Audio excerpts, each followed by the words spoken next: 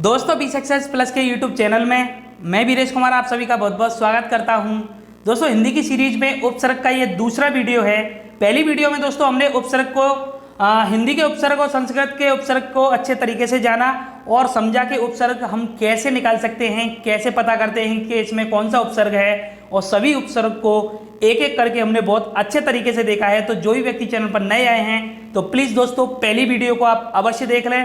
बहुत ही अच्छे तरीके से हमने उपसर्ग के वीडियो को बनाया है, तो प्लीज़ दोस्तों एक बार विजिट जरूर करें। और आज हम दूसरी वीडियो में भी उपसर्ग को पढ़ने वाले हैं। जैसा कि आपको पता हो हमारे चैनल पर हिंदी की सीरीज को फुल डिटेल में कराया जा रहा है।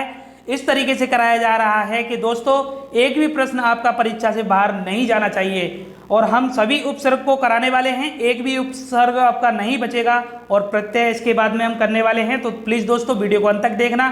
चलिए देखते हैं और जानते हैं कुछ बचे हुए और उपसर्ग के बारे में। दोस्तों टॉपिक से रिलेटेड अगर आपको पीडीएफ फाइल डाउनलोड करनी हो तो डिस्क्रिप्शन में आपको टेलीग्राम के चैनल के लिंक को दे दिया गया है। अब वहां से जाकर हमारे टेलीग्राम के चैनल के साथ जुड़ सकते हैं और पीडीएफ फाइल डाउनलोड कर सकते हैं। चलिए दोस्तों स्टार्ट करते हैं। तो दोस्तों स्टार्ट करने से पहले मैं आपको बता दूं कि इससे पहले हमने पहले पार्ट में हिंदी के उपसर्ग और संस्कृत के उपसर्ग को जाना और बहुत अच्छे तरीके से पढ़ा था। और दोस्तों ये भी हमने पता किया था कि कौन सा उपसर्ग हिंदी का है, कौन सा संस्कृत का है, क्योंकि डायरेक्ट क्वेश्चन एग्जाम में पूछा जाता है कि ये निम्नलिखित में से दिया गया उपसर्ग हिंदी का है या संस्कृत का है, उर्दू का है, अंग्रेजी का है, फारसी का है, किसका है। तो ये पता करना बहुत ही टिपिकल हो जाता है, आधे से ज़्यादा स्टूडेंट गलत कर देते हैं। तो दोस्तों ट्रिक के माध्यम से हमने पता किया था। तो प्लीज़ दोस्तों पहले वाले पार्ट को आप अवश्य देख लें। चलिए और आज हम देखते हैं उर्दू और फारसी के उपसर्ग, और आज हम उपसर्ग को ख़त्म करने वाले हैं। इसके बाद हम प्रत्यय पढ़ेंगे। तो चलिए दोस्तों उर्दू और फारसी के उपसर्गों की संख्या कितनी होती है? 19 होती है। कितनी होती है? 19 होती है। तो दोस्तों ये 19 कौन कौन से होते हैं तो चलिए पता करते हैं। तो इनमें आते हैं अल, कम, खुश, गैर, दर, ना, फिल, ब, बा, बद, बर, बे, बिल, बिला और ला और शर, हम, हर और फी। ठीक है, ये होते हैं 19। तो दोस्तों इसमें मैं आपको एक पेयर बताता हूं जो आपको हमेशा याद रहेगा उर्दू और फारसी में। देखिए ये ब वाला, ब, बा, बद, बर, बे, बिल, बिला, ला, ये जो 3 और 3 6 और 2 8, ये 8 आपको हमेशा याद रहेंगे। जहाँ पर भी ब, बा, बद, ब से रिलेटेड जहाँ पर भी आपको मिले वह उर्दू और फारसी के उपसर्ग होते हैं। ठीक है, और उसके अलावा देखिए जो हिंदी और संस्कृत के जब हमें याद है तो दोस्तों आप औरों को तो आसानी से लगा लोगे, इतना मुझे पता है। ठीक है, तो और हिंदी और संस्कृत के उपसर्ग हमने बहुत अच्छे से देख लिए हैं। तो हिंदी और उर्दू के संस्कृत के आपको अच्छे से याद हो गए होंगे, क्योंकि हिंदी के लिए हमने आपको बहुत अच्छे से ट्रिक बताई थी, है ना, बताई थी ना, याद होगी ना ट्रिक आपको। और सुकनी बिना दुकान उन पर अधवर, इसमें सारे आ जाते हैं 13। ठीक है, उससे पहले हमने संस्कृत के देख ही लिए थे पेयर बना के, और उसके बाद उर्दू के थोड़े से आप देख लेना, ब, बा, बद, बस इनको ही देख लेना। उसके अलावा आप लगा लोगे, यकीनन लगा लोगे। ठीक है, विश्वास करना। ठीक है, जब हम प्रैक्टिस सेट करेंगे तब आप देखना बहुत सारे प्रश्नों को वहाँ पर हल करेंगे और आप देखते ही लगाओगे कि निम्नलिखित में से कौन सा उपसर्ग है। ठीक है, चाहे आपसे यही क्यों ना पूछा जाए कि कौन सा संस्कृत का है, कौन सा हिंदी का है। ठीक है, चलिए तो एक एक करके पढ़ते हैं दोस्तों। सबसे पहले अल, तो अल का मीन्स होता है, भावार्थ होता है निश्चित। तो अल जैसे अलबत्ता, अलगरज। ठीक है, तो ये सब जैसे स्पष्ट यहाँ पर दिख रहा हो तो वहाँ पर आप लगा लोगे। जब आपको पता है कि अल उपसर्ग होता है तो आप लगा लोगे। अगर आपको नहीं पता है तो आप कंफ्यूज हो जाओगे, अब कॉन्फिडेंस के साथ नहीं लगा पाओगे। ठीक है, तो ये आप याद रखना, अल जो होता है वो फारसी का होता है, उर्दू का होता है। ठीक है, कम, अब इस तरीके से आप देखिए पेयर में याद कर सकते हैं, कम खुश, कम खुश। ठीक है, कम खुश, है ना, तो इस तरीके से आप याद कर लेना। तो कम खुश किस में आता है? उर्दू में। ठीक है, चलिए उर्दू पढ़कर लोग कम खुश होते हैं, है ना, तो इस तरीके से। तो कम का मतलब होता है थोड़ा या हीन, तो कम अकल, है ना, कम वक्त, कमजोर। तो इससे ये वाले शब्द बनते हैं। ठीक है, तो इनमें कौन सा उपसर्ग है तो आप आसानी से बता दोगे, कम है। खुश, खुश का मतलब होता है अच्छा, तो खुशखबरी, खुशहाल, खुशबू। ठीक है ना, चलिए जैसे गैर, तो गैर का मतलब होता है निषेध, गैर मुल्क, गैर कानूनी, गैर हाजिर। तो ठीक है ना। तो देखिए उर्दू फारसी वाले में भी आपको बहुत सारे याद हो गए होंगे, ब से रिलेटेड, ब, बा, बिल, बिला, ला, बद, बदा, है ना। तो ये सब होते हैं उर्दू फारसी के। उसके अलावा कम खुश, कम खुश हो गया होगा याद, ठीक है ना। चलिए गैर हो गया। दर, दर, तो दर देखिए, दर का मतलब भावार्थ होता है मैं, तो दर से होता है दरअसल, दर हकीकत, ठीक है। तो शब्द से आप उपसर्ग आसानी से निकाल सकते हैं कि देखिए दरअसल में दर हो गया, दर हकीकत में दर हो गया, ठीक है। ना, ना का मतलब होता है अभाव, तो नापसंद, है ना, नाराज, नालायक, ठीक है। फिल, फिल का भावार्थ होता है मैं, प्रति, तो फिलहाल, फिलहाल, ठीक है। तो फिलहाल में हो गया कौन सा, फिल हो गया। ब से देखिए, ब का मतलब होता है और या अनुसार, तो ब में हो गया बगैर, बनाम, बदौलत, ठीक है। बा, बा का मीन्स होता है भावार्थ होता है सहित, तो बाइज्जत, है ना, बाअदब, बाकायदा, ठीक है ना। बद, बद मतलब होता है बुरा, तो बदनाम, बदबू, बदकिस्मत, ठीक है ना। बर, तो बर का मतलब होता है ऊपर या बाहर, तो बर्खास्त, बर्दाश्त, ठीक है, बर्दाश्त के बाहर, है ना।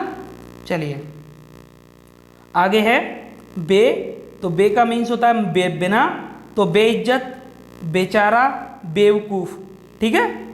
बिल, बिल भावार्थ होता है बिल का के साथ, तो बिल्कुल, बेबल, बिल वजह है, ठीक है।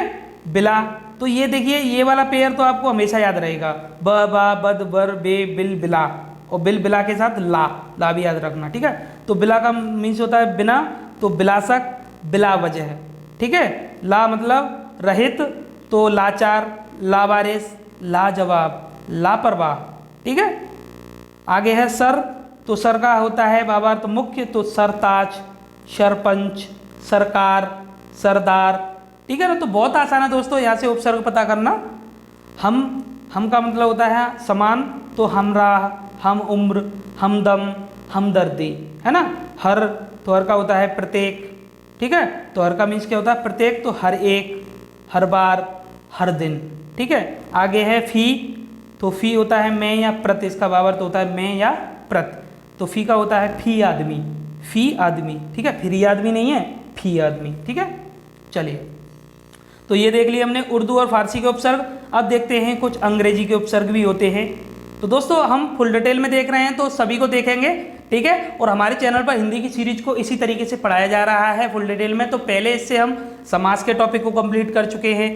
प्लीज़ दोस्तों एक बार जरूर देखना। दोस्तों समास का एक भी प्रश्न आपका गलत होने वाला नहीं है, एक बार देख लीजिए, समास हो या संधि हो, बहुत ही अच्छे तरीके से हमने समास और संधि को कंप्लीट किया है। और उससे पहले हमने हिंदी वर्णमाला, बर्तनी शुद्धि, विराम चिन्ह के टॉपिक को कंप्लीट किया है। तो प्लीज़ दोस्तों एक बार प्लेलिस्ट पे विजिट जरूर करना, ठीक है। डिस्क्रिप्शन में आपको लिंक मिल जाएगी, ठीक है ना दोस्तों। और हमारे चैनल को सब्सक्राइब करना, बेल आइकन पे प्रेस करना ना भूलना, जिससे कि आपको समय से नोटिफिकेशन मिल सके, ठीक है। चलिए दोस्तों, तो एक लाइक तो बनता है, तो लाइक कर दीजिए वीडियो को।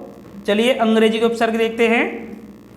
तो अंग्रेजी में आते हैं जैसे शब्द, तो अंग्रेजी के आप आसानी से लगा सकते हो, ठीक है। अंग्रेजी के आप आसानी से लगा सकते हो, क्योंकि अंग्रेजी के शब्द भी ऐसे ही आते हैं जिससे पता चल जाता है कि ये इंग्लिश का शब्द है, ठीक है। तो जो लिया गया है अंग्रेजी से, तो सब का मतलब होता है अधीन या नीचे, जैसे होता है ना सब जज, सब कमेटी, सब इंस्पेक्टर, सबसे अच्छा ये मिला है, देखिए एग्जाम्पल सब इंस्पेक्टर, तो ये तो पता होगा ना सब इंस्पेक्टर। तो सब इंस्पेक्टर मतलब इंस्पेक्टर से नीचे, उसके अधीन जो काम करने वाला हो, ठीक है। तो अंग्रेजी का हो गया सब। उसके बाद है डिप्टी, डिप्टी का मतलब होता है सहायक, जैसे डिप्टी कलेक्टर होते हैं, डिप्टी मिनिस्टर होते हैं, है ना, होते हैं ना डिप्टी। चलिए तो ये भी आपने पढ़ा होगा, नाम सबके सुने होंगे, ये डिप्टी कलेक्टर, डिप्टी मिनिस्टर सुने हैं ना। वाइस, वाइस मतलब सहायक, जैसे वायसराय, जो हमारे जैसे कि अंग्रेजों ने जब शासन किया था तो वायसराय बनकर आते थे, तो वायसराय जो कि जो इंग्लैंड के गवर्नमेंट के अधीन काम करते थे, उनके सहायक थे, है ना। वाइस चांसलर, ठीक है। जनरल, जनरल का मतलब होता है प्रधान, जैसे जनरल मैनेजर, जनरल सेक्रेटरी, है ना। क्लियर है ना दोस्तों।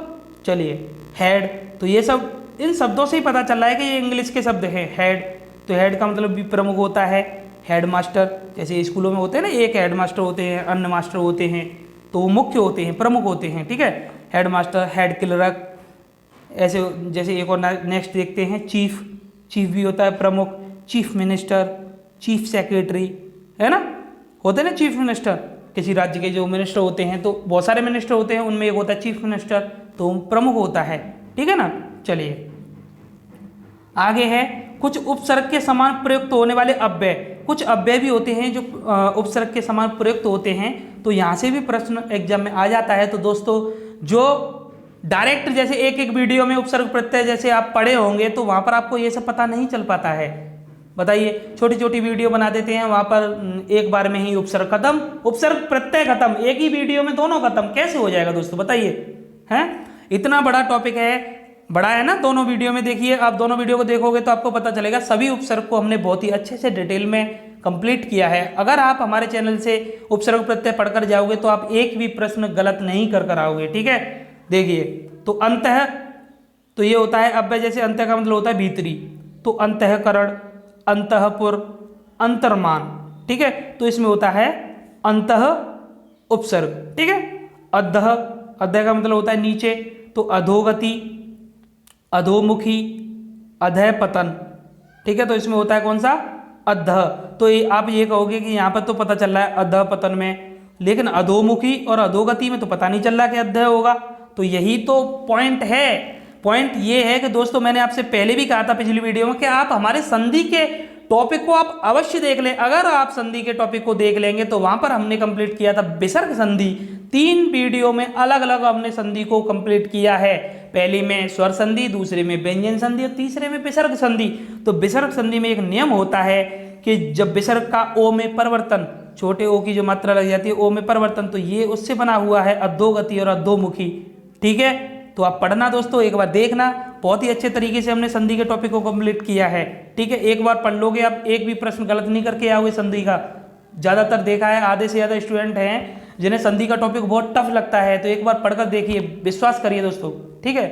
चलिए आगे देखते हैं। अ का होता है अभाव, तो अ का मीन्स क्या होता है, अभाव, तो अ से बनेगा जैसे अकाल, है ना, अनीति, अशोक, तो इसमें स्पष्ट दिख रहा है दोस्तों, अ हमारा होगा उपसर्ग, ठीक है।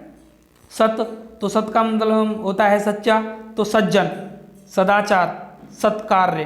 तो आप इन तीनों एग्जाम्पल्स को देखिए, तो इसमें स्पष्ट कहीं पर दिख रहा है सत्य आ रहा है, बताइए, पर लेकिन सत्य त पर हलंत लगा हुआ है, तो आधा आएगा, तो आधा तो आएगा, लेकिन त तो आधा आना चाहिए। यहाँ पर तो जा आ रहा है सज्जन, यहाँ देखिए द आ रहा है सदाचार, यहाँ तो ठीक है आ रहा है सत्कार। तो तभी तो मैं आपसे कह रहा हूँ कि एक बार संधि के टॉपिक को आप देखिए। ये जो हिंदी के जो टॉपिक होते हैं, बहुत सारे टॉपिक एक दूसरे से कोरिलेट होते हैं, कोरिलेट होते तभी तो डायरेक्ट आप किसी टॉपिक को पढ़ते हैं तो आपको बड़ी परेशानी होती है। अगर आप बेसिक से पढ़ोगे, अच्छे से पढ़ोगे, ठीक है, तो आपको पूरी तरह से समझ में आएगा। जो भी हमारे रेगुलर भाई बहन हैं उनको बहुत अच्छे से समझ में आ रहा होगा, क्योंकि हमने त का नियम बताया था, है ना, ज में परिवर्तन, त का द में परिवर्तन, पहले का तीसरे में परिवर्तन, पहले का पांचवें में परिवर्तन, ये सब हमने नियम कराए थे। और त संबंधी नियम, छ संबंधी नियम, न संबंधी नियम, म संबंधी नियम, स संबंधी नियम, ये सब हम कंप्लीट कर चुके हैं, ठीक है दोस्तों। तो एक बार आप अवश्य देख लें, ठीक है। चलिए पुनर, अब इसी ये र पर देखिए हलंत लगा हुआ है, तो पुनर का होता है फिर, मीन्स, तो पुनर्जमन, सॉरी पुनर्जमन नहीं, पुनर्जन्म, ठीक है, पुनर्जीवन, पुनर्लेखन, ठीक है ना। बहिर, तो इस पर र पे भी हलंत है, तो बहिर का मीन्स होता है बाहर, तो बहिर्गमन, बहिर्जगत, ठीक है, तो इसमें होगा बहिर।